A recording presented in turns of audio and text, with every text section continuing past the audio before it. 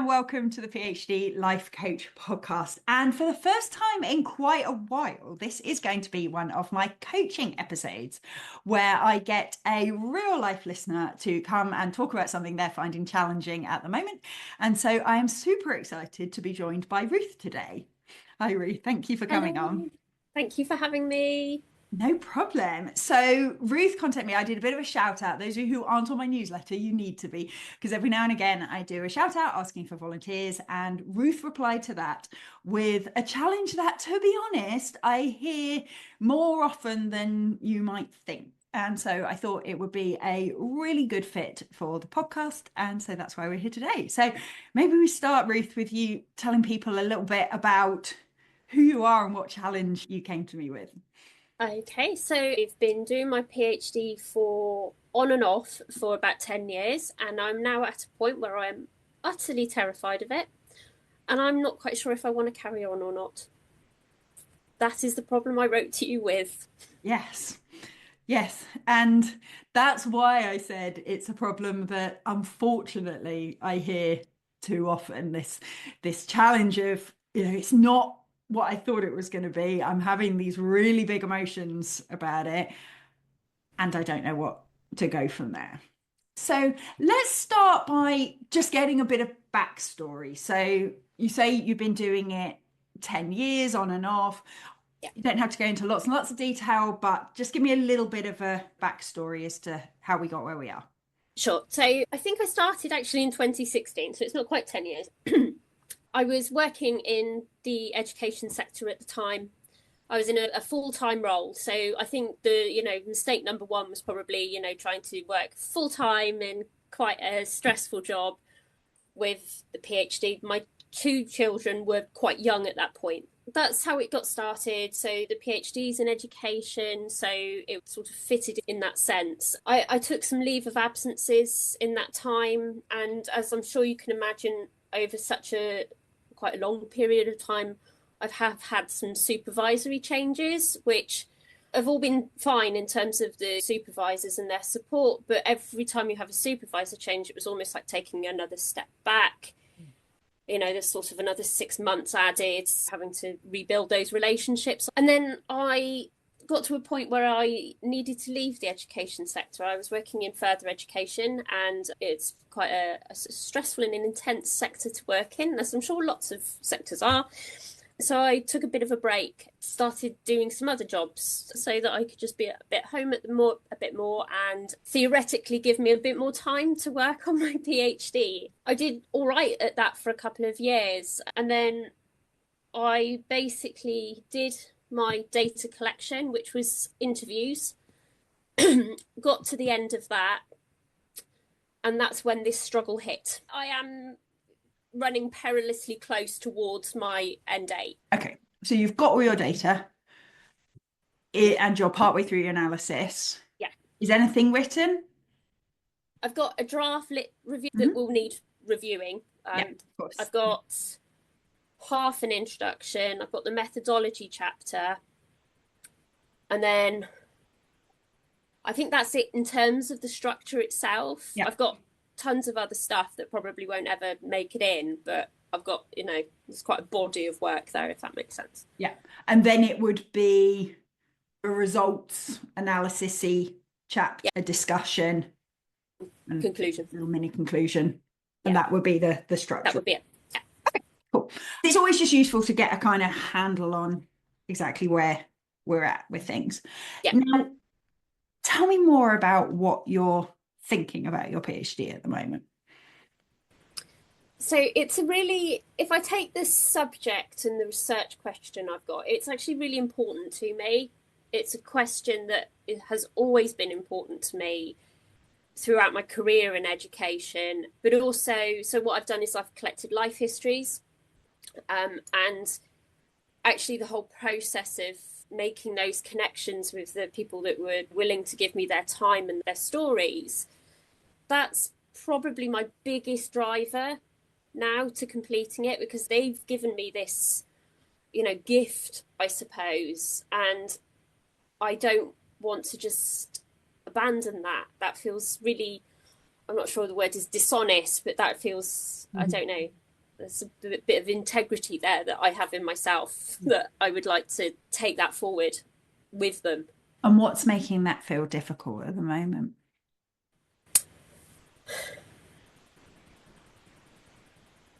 I don't know whether it's because I've stepped out of education, but also working independently in quite a remote place in the country.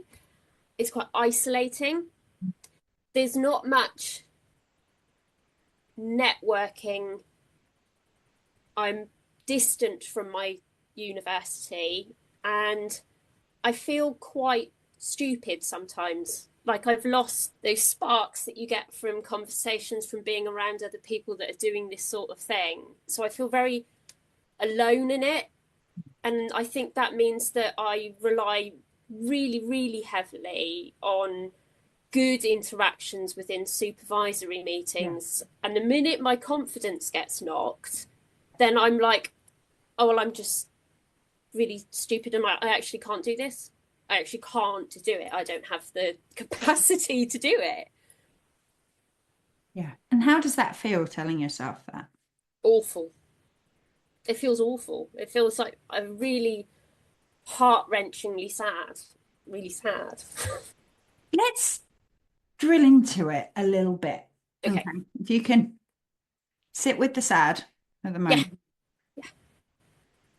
What do you think you mean when you say you don't think you can do it? I wonder if I'm clever enough. I get hijacked by big things. So like, I'll be working on the data analysis and then suddenly I'll think, oh, but what if somebody asks me this, in the Viva or whatever? And then I'll be like, oh, well, I don't know. And I haven't read enough and I'm not going to have time to read enough. And I'm going to look really silly and they're going to say, oh, wow, what are you doing all of this time? And then I'll think, oh, well, I can't do it then. I can't do it. So yeah, I get easily hijacked by things that, are quite far down the line, I suppose. And I have a worry and anxiety about being told that I'm wrong. Or I should have done it this, or I should have done it. And then I think, well, why am I doing it? Oh no, I've created these scenarios in my head. I understand that. Yeah.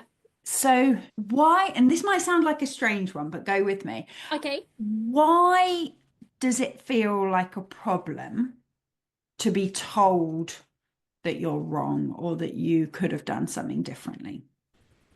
That is a good question. There's definitely something about imposter syndrome in there and that fear of being caught out. I remember that definitely when I was working in education. I kept getting promoted and there was always that, oh no, they're going to find me out this time. They're going to find me out this time. And I think that, when you've had a poor experience with the delivery of feedback, and then that makes you not want to get feedback, a bit of that as well. Yeah. No, definitely. And without going into the details of how it was delivered or anything like that, how did that feel for you? Okay, so I've had a couple of experiences where that's happened, and I think I cried for about a month after one of them, and that was a verbal sort of feedback thing. There was another incident which was delivered via email, and it was an interesting one because the feedback within the email was awful. It was dreadful. It made me feel about this big. But then when I read through the comments within the body of work, they weren't actually that bad. So I was like, I can't marry this up, because had I received the document, I would have been able to take that very constructively and worked with that. But having it topped with a very, I guess, patronizing type email really threw me. I don't need people saying, oh no, you're doing a really good job all the time. I'm not saying that I can take constructive criticism. As well as a PhD student, I'm a writer, and writers get rejection all the time, right? So I can live with that and I can work with that. But in this case, it really really bothers me. Okay, right. I want us to get a little bit more specific because this is something I see with my clients in the membership all the time is that we criticize ourselves for really big things. I'm not clever enough to do a PhD. I'm Hmm. not smart enough to be here. I can't do it, whatever it is. Yeah. And one of the things I always encourage people to do, and I'd like to support you to do now, is to actually try and narrow that down a little bit. Okay.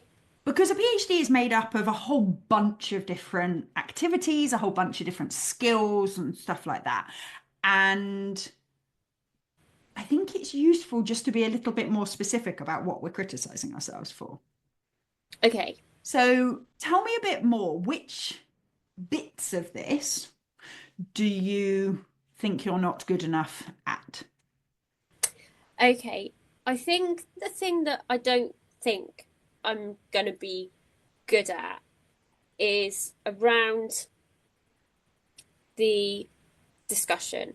Mhm. Right. So if I flip that question on its head a little bit, the thing that I have been good at and really enjoyed was the development of the research questions, really getting down to what it is that I was doing, and then finding the methodology that best fit that, and then doing that.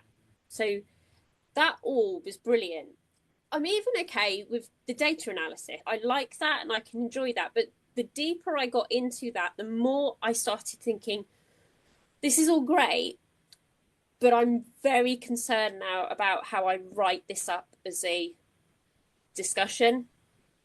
That is a very different skill, isn't it? And that bit frightens me. I got frightened during the lit review in the sense that I was worried constantly that I was missing something and therefore continually trying to read more and make it perfect and perfect and perfect. And I think that experience I'm sort of pulling into the discussion in advance and Mm. thinking, oh, I'm not going to be able to do this. Okay. How does it feel getting a bit more specific about it? Better, better, better, because it becomes less nebulous, doesn't it? And I guess it's, if you can pick bits off and just go, okay, actually, maybe it's not the whole PhD, maybe it's just this bit of it. That's makes it a bit more tangible and something you can hold. And let's get specific on the other part Okay. because so at the moment we've narrowed it down that actually, you had a bit of some struggles with your lit review, mostly the kind of sounds to me reasonably normal kind of perfectionism that people have when they're writing that sort of thing for the first time. You loved formulating the question, you loved picking your design, you designed it, you carried it out. So there's a huge chunk of this that you actually really enjoyed and felt that you were pretty good at. Yes. And so Yeah. now we've got to more specific about which bit of the PhD is the discussion that feels really challenging. Now I want to get more specific about you. So rather than saying, I'm not good enough to write a discussion, Mm. what specifically are you concerned that you can't do for that discussion? I think, I guess the easiest way to explain this would be to be writing the discussion and maybe even the conclusion and thinking that you've added something to the body of literature only for to then discover that actually everybody already knew this. There's definitely that. And that I will perhaps, because I'm not immersed in that world anymore, that I will miss something really, really obvious. And therefore, by avoiding it, I won't miss it. So we're most concerned that you'll miss something Yes. and that that'll mean something bad if you do. Yes. So does that mean you think you can write a discussion? It just might miss something. I'm concerned I will write it wrong, Okay. that I won't understand how it should be written and therefore write it wrong. That probably sounds really silly, doesn't it? Given that you can, and I have read, other people's PhD thesis in, not just in this area, but in lots of different areas, just to get a flavour for, structure and language, Mhm. etc. I am concerned about that. I'm afraid of that. What would wrong mean though? Because again, we're back to using very general phrases. What does wrong Um, mean? I guess if I imagine a scenario where I send a chunk of work to my supervisors to have a look at, for them to come back and go, no, no, this is not how you do it. And that sounds really daft when I say it out loud, because actually, if you're only a few pages in, then actually knowing that at that point, it's quite helpful. It's really interesting because, like, when I say that to you, that sounds a really silly thing because I'm not going to get it right first I times. mean, I'm not even sure what right means in this context. Okay, so really, really wrong. Like if they were saying this is not a PhD, what are you doing? But this is what's really, really useful for anybody Okay, who is generically criticizing themselves. okay, The more specific we get, yeah, either we hit on something that's solvable, yeah, like it's learnable, or we realize there's not much substance to this. yeah, okay, Because if what you're really worried about is that you end up writing a discussion that is just in no way the shape of a discussion should have, bear in mind that could be a whole variety of things, right? Depending on the mm, discipline, depending on the approach you take and whatever, then you get to go, well, how would that happen? Because remember, we're not talking about first drafts. We're not talking about, because if you hand in a few thousand words and your supervisors say, this is no idea what you've been doing, Ruth, this is rubbish, then that doesn't feel good, right? But that's not the end of this line. That's not a pass fail issue. That's a, okay, I need to do this again in a different way with some more information from them. But if we're talking about, I'm not capable of doing this, as in the version you submit gets that response from your examiners, mm, then we get to go, really? Are we really believing that you're going to write a discussion, somehow get it past your supervisors, and submit it, that your examiner is going to go, oh, this just isn't even a discussion? yeah, yeah. I can see that. I can see that. That's an unlikely scenario to get to, isn't it? And so what then we get to backpedal a little bit. We say, Yeah, okay, that's probably unlikely. Okay, yeah, I don't want you to call it silly because this stuff all comes from somewhere and it feels so, so true and so, so dangerous. I get that. But we get to just backpedal a little bit. So it's like, okay, what am I actually worried? They might say. What is it a little bit more plausible that they might critique me for? hmm, yeah. Because all that goes on in my head when you say that is that they'll go, "You're wrong, you're wrong. You've Yeah. got this all wrong." But then you'll say, "Well, what does wrong mean?" And I guess I'm worried that what that they will that they could say, "Ruth, we don't think you're actually up to this." But up to what? Finishing. But but which bit? Because a Viva is not a test of whether you're good enough to have a PhD. A Viva is a defense of a piece of work. I I do understand that, like on paper, but feel I do get a bit hijacked by the thought that actually, even though that's the process, that's secretly what people might be doing. And I can't say it never is, right? I have looked after people in the past. I have coached people who have had Viva experiences that I don't think are appropriate. Mm, Okay. So I'm not going to say that that never happens, but it happens way less than people fear it will happen. And it's almost always resolvable, even when that happens. A thesis has to be sufficient work, yeah, can be defended in a Viva. yeah, And what happens when we start getting more specific is we start going, okay, well, what are they going to pick holes in my discussion? Maybe they'll say they don't agree with the argument I'm making based on my data.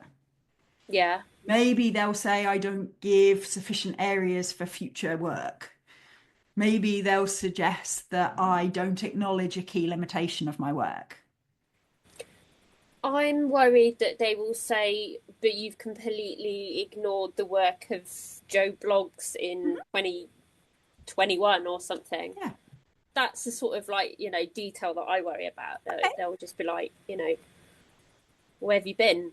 You know, all this stuff's been happening. I am How worried do about we that. deal with that?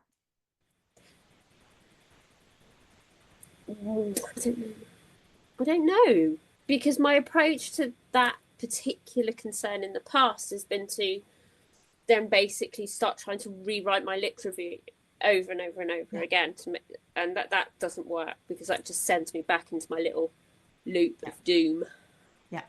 So Yeah. the people who are listening on the podcast, you will not have seen me shaking my head. If you're on YouTube, you'll have seen me shaking my head. No, we don't. We deal with that by Yeah. saying, yeah, there might be stuff I've missed. I have done systematic, whether it's actually an official systematic review or I have just been systematic in how I've looked at things. I've selected the literature that I want to include in my thesis. Is there stuff I could have included? Probably. Does it mean my thesis is wrong? No. If the examiners feel strongly about it, I'll add it in my corrections. Right. Okay. That does sound a much better approach. Now, obviously, I'm not saying for any supervisors listening, I'm not saying, oh, just do a crappy lit review, no one cares.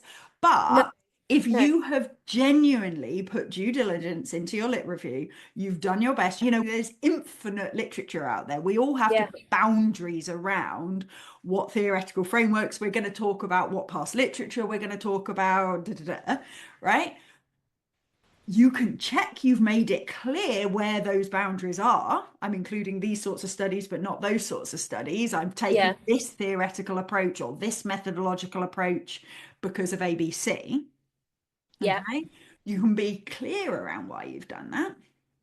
Yeah. And then from there, people are allowed to debate it.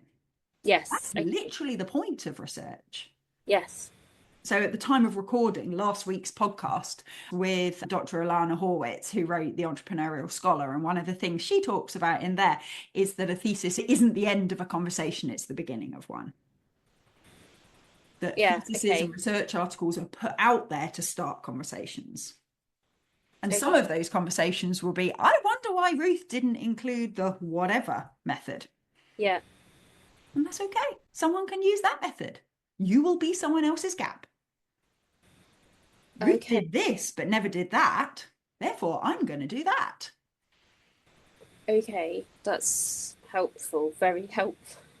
Very helpful. I'm leaving space for somebody else to write their PhD in. I like that. That's nice. That's a really lovely way of framing it. It's what we're doing, right? We look at other people's research and go, oh, a limitation of the Vicky et al. Study is that she never Mm, did X, and that seems important to me, so let's go try. So yeah, we're doing okay. it. Yeah. We're not saying that they're rubbish and they should never have got a PhD because they didn't do this thing. No. We're saying, oh, look at us finding a gap. Aren't we clever? Yeah. Okay. Oh, I like that a lot. Yeah. Quick interjection. If you're finding this episode helpful, but you're driving, walking the dog, or doing dishes, just remember this. When you're done, head to the phdlifecoach.com and sign up for my newsletter. We've all listened to a podcast and thought, this is great, I should do something with it, and they didn't. That's why I created the newsletter, to help you actually apply the stuff that you hear. Each week, you'll get a short summary, some reflective questions, and one simple action that you can take right away.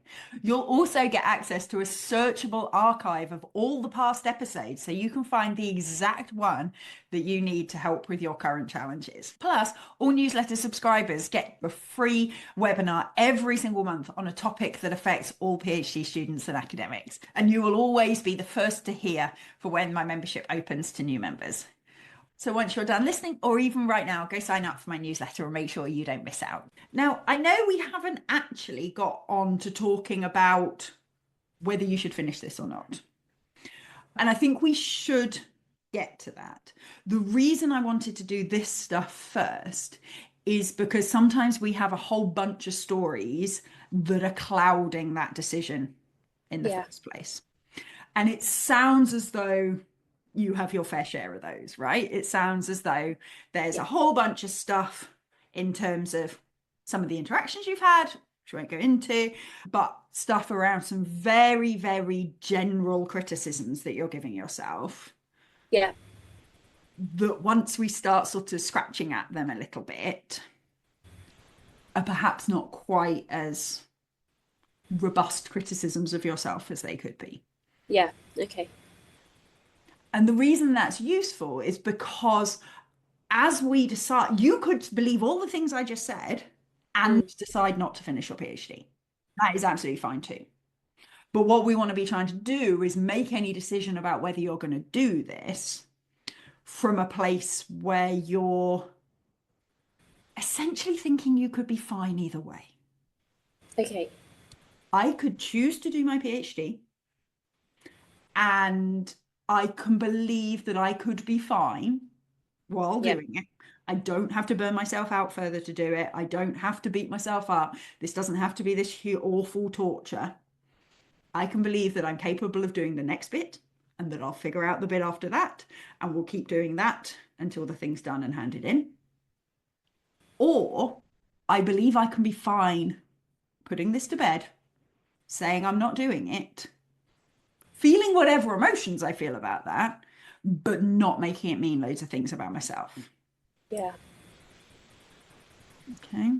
So let's go to that side now. How would it feel to decide not to do your PhD? I think there would be a very short-term relief, but I would probably, I don't want to jump to the word regret, but I would wonder probably for quite a long time about whether I'd just done that out of fear. It does make me sad to think of that. But that's okay. Sad is okay. Yeah. Sad is a really pure emotion. It would be slightly odd for you to decide not to do something that you decided 10 years ago you wanted to do. Yeah. And you've put all this work. It would be slightly odd not to be sad about that. We don't have to avoid sad. No. Okay. Yeah. Sad feels rubbish, but it's because you care about it. It's fine. Yeah. We can look after you through sad if needs be. Mm-hmm. The bit about regret, though, is optional. Yeah. Okay. And this is why understanding your process of decision making is so important, because if you can make sure that you're making decisions for reasons that you love, then anytime the regretful thoughts come up in future, you remind yourself, I made this decision for reasons I love. Okay. And I stand by the version of me that made that decision. Okay. Tell me what you're thinking. Yeah, I am thinking, because there's when I have considered that option, there's my immediate thought was, yeah, but how would I explain that to the people that gave me their time as, participants? How would I explain that? What would my answer be? And honestly, at the moment, my honest answer to them would have to be, well, I just got really overwhelmed and afraid of it. And that doesn't feel like a good reason. That doesn't, if you feel overwhelmed and, you take a break and see if you feel better in a month or so, right? You don't just give it up because it keeps you awake at night. Don't you? I don't know. That just feels. Somebody asked me the other day. I live in a small town. And quite innocently, they said, "Why are you doing it? Are you doing it for your ego?" No, they weren't being like funny with me. I really like them, but it was such a good question, and I was like, I don't think so because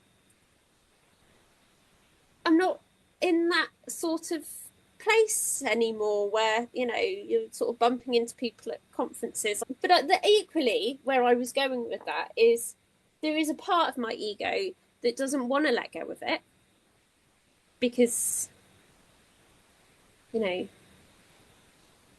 ego's still important. I'm not saying like, oh, But what would it mean about you if you didn't do it? I was a quitter. Okay. Quitter. Gave up because it got hard. Yeah. Okay, for people not on YouTube, you can't see the face that Ruth is pulling right now. What are you thinking about the fact that you just said that?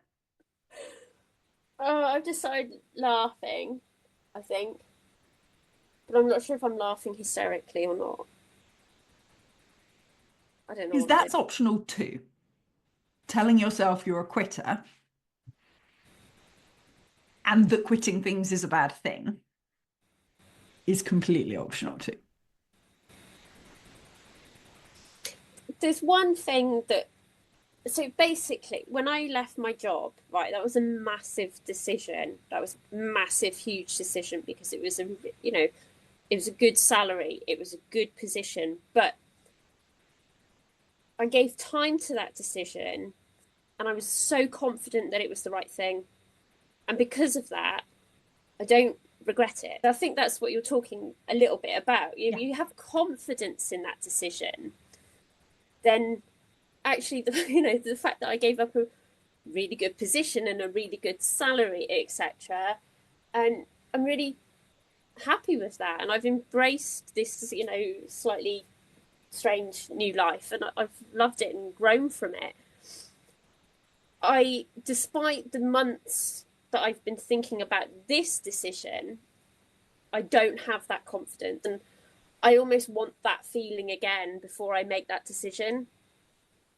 Why did you have the confidence in that one, do you think? I almost don't know because on paper it was a really bad one. Like, I had some really funny looks from them. not from my immediate family or anything like that, but from people within that circuit. I think because when we were talking about it and when I came sort of right close to that decision, everything just started to feel right. Everything just started to go, okay, and that, and that. And the decision-making process itself brought peace. Like before I sort of, made that decision and, handed in my notice, I was already feeling better. And I have not got that this time. There was something in the whole process last time that felt right. Whereas this time, I keep coming back to that word that it would be quitting. It would be, I know there's the whole thing about, grit and, you carry on. But for this one, it's not there. I think I probably hide in shame a little bit. I feel really ashamed. So it's no wonder it's making it a hard decision. No. If one of the options in some ways is tempting and in other ways is shrouded in a load of shame, it's not a surprise it feels like a really hard decision. No. I want you to think about ways, and this is not me persuading you to quit your PhD. I know I that. genuinely believe you can be absolutely fine either way. And Yeah. I think that is the best starting point for a decision like this. I want you to think about how could it be a great decision to not continue? How would that mean wonderful things about you instead of bad things about you?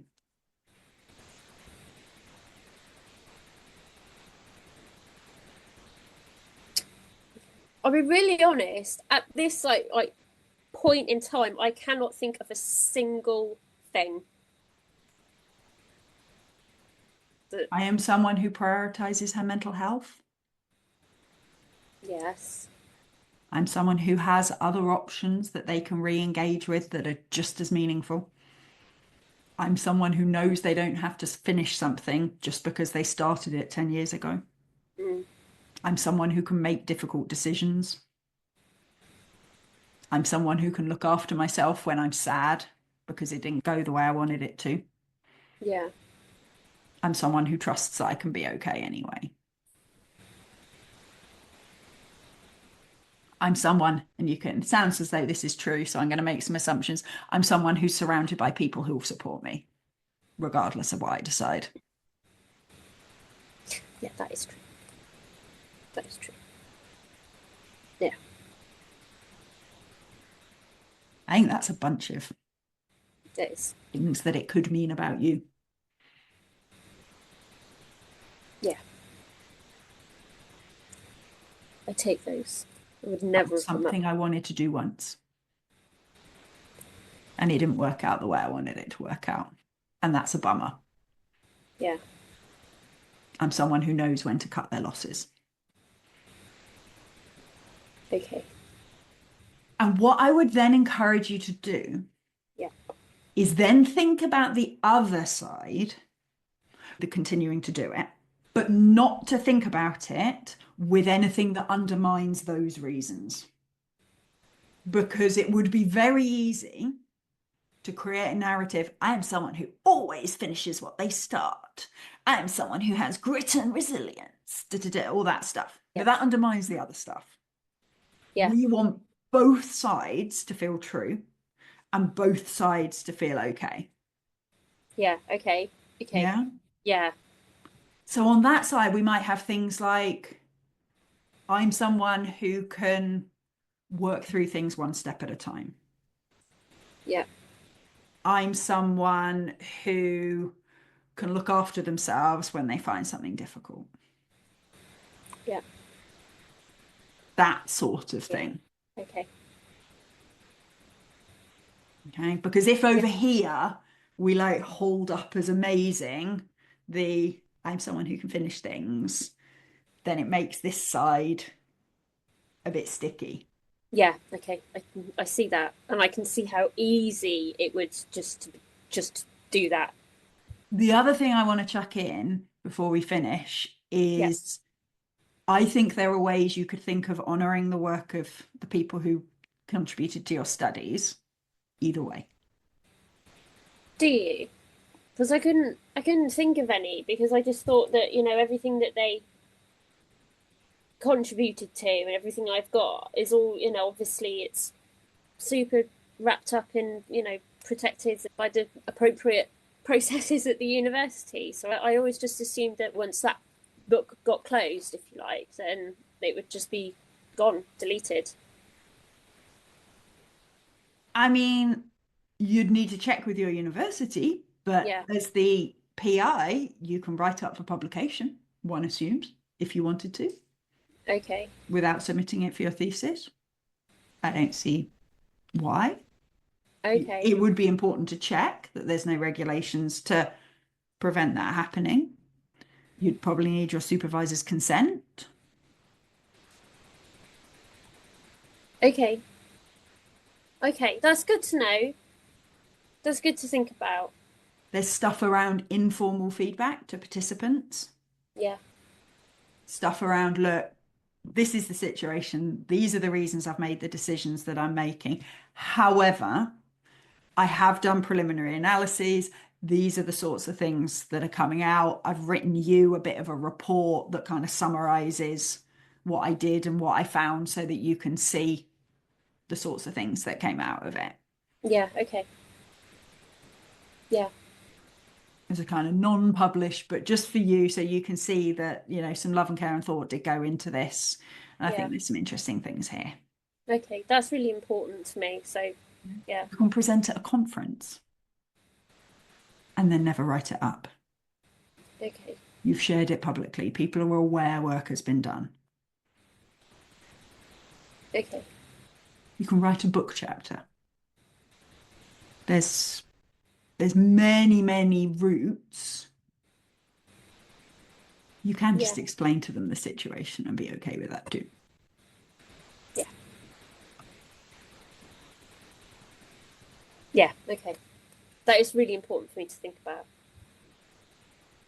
Because those are sort of what I would call like sticky thoughts. Because when you're trying to make a decision, if you've got a sticky thought in your head, like I would be letting down my participants, particularly something where it's really important to you, it's an important part of your sort of sense of self that you're not letting them down, whatever that would mean, Yeah.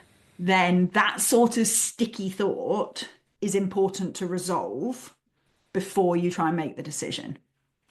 Because Okay. Yeah. otherwise, it just sits really heavy on the side of, I've got to finish this thing. Yeah. Now, taking that sticky one away doesn't mean you have to not finish or you have to finish. It means Yeah. neither, but it just cleans it up a little bit. Yeah. Yeah. And so I think for me, the two thoughts I want you to really clean up before you make any decisions are that this would mean something bad for my participants and this would mean something bad about me. Because neither of those things are true and they're kind of unfair, sticky thoughts. Once you can, we're never going to make them completely go away, but once you can sort of process those a bit, decide that those are not necessarily just strictly true thoughts. There's different ways of you being okay and it meaning lots of positive things about you, and it not necessarily meaning that you've let them down in any meaningful way. Once we can kind of tidy that up a bit, then we can get to what do I actually just want to do? Because Yeah. you're allowed to just pick what you want to do.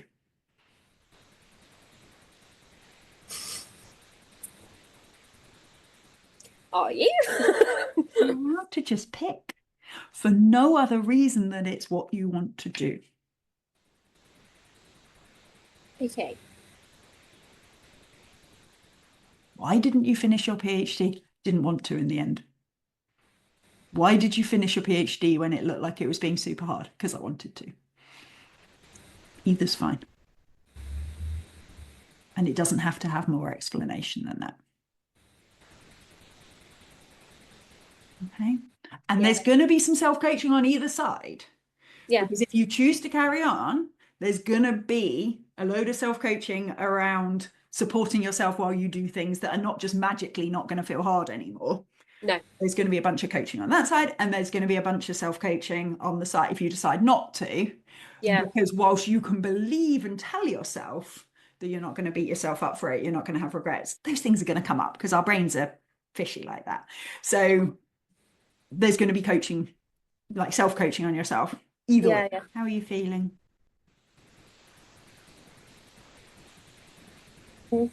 I feel much better. I feel much better.